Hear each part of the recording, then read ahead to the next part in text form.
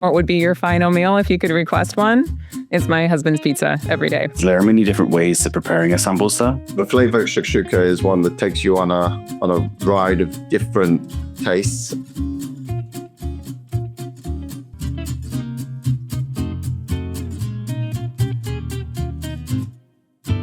I was diagnosed with multiple sclerosis about 25 years ago. I deal with chronic fatigue.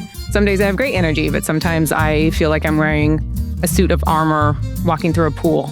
And so when I met my husband, he actually made me a homemade pizza on our second date. And I think that pretty much clinched the deal. We've hosted countless pizza parties, and he makes his own doughs, his own sauces, sometimes his own cheese. He has a chronic condition as well, and food is very critical to his health. It is also very helpful that he takes on the load of cooking and grocery shopping. That's a massive responsibility, and it's one that would, I think, exacerbate my symptoms and my fatigue if I was the one having to own that. We're a multi-generational household. We love coming together every single night to eat dinner together. That just brings a lot of kind of peace and joy to my world in general, which of course can help with any condition. So my dad was from the generation that didn't get too emotional, didn't talk to you too much about what was up with you.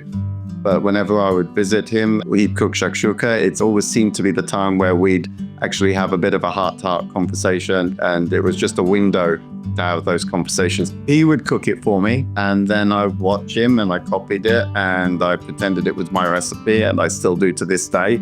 I think with dyslexia, I can't sit and go through a long, complicated recipe. I'm not the best baker in the world, but you want something that is still adventurous. You don't want to cook boring food, and you know the base ingredients that you have to get. The flavor shakshuka is one that takes you on a ride of different tastes.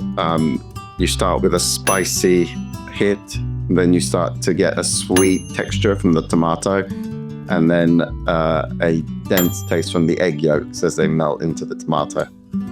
I didn't know I had ADHD as a kid, but like hyper-focusing on my mom's cooking and my mom's food, it was an awesome way for me to spend the time. And it was great because, you know, there were so many siblings and all of us wanted to stand out and all of us wanted to be different. And I kind of found my niche. There are many different ways to preparing a sambusa, but the way my mom does it is she makes beef and onion sambusas with a little bit of chili, little kick in it. I love it. And I'd always look forward to it every single time. And my mom knew it was my favorite. And I think it's really special because it was like one of the first few things that my mom kind of taught me how to make. I got pretty close to making them just as good. And then I had to stop because I was like, no, if I get as good as my mom, then I won't have a need to have hers anymore. The reason I find ADHD my superpower is that I can put on many hats in the working world. I have lots of different perspectives to take on because my superpower allowed me to enjoy and be a part of many different things.